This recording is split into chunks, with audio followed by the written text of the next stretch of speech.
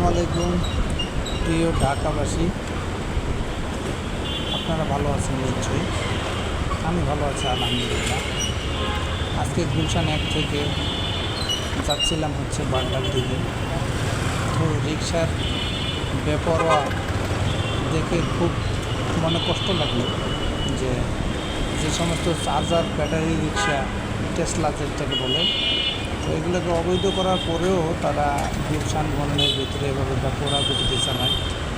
আপনি পিছন থেকে তাকে যদি সিগন্যাল দেন, সে সিগন্যাল বুঝেও না, মানেও না, ঠিক আছে, ওর গতি মতো চলে। যদি একটু বেশি হর্ন দেন তখন সে আরও জোরে চালাবে, তার মানে আপনাকে সে সাইড দিবে না। সে মনে করে সে নিজেই একটা গতি দানাবে, ডান বাম কিছু বুঝে না। যখন মন চাচ্ছে ডানে নিচ্ছে, যখন মন চাচ্ছে বামে নিচ্ছে। পেছনে কে আসলো কে না গেল এটা দেখার বিষয় না, তাদের তো লুকিং গ্লাসও নাই যে তারা দেখবে।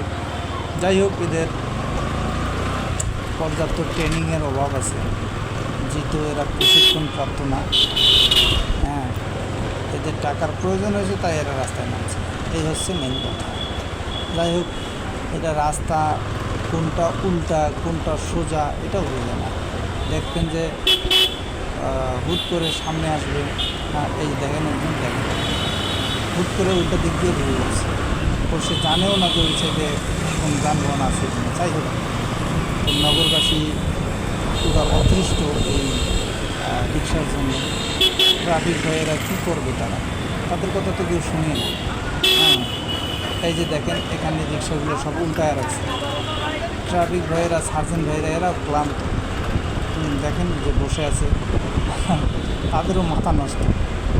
কী বলবে, এদেরকে কন্ট্রোল করাই যাচ্ছে না।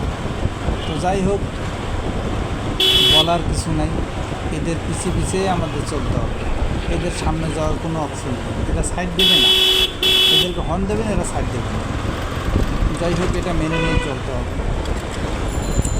তো যাই হোক, আমাদের প্রশাসনের দৃষ্টি আকর্ষণ করতে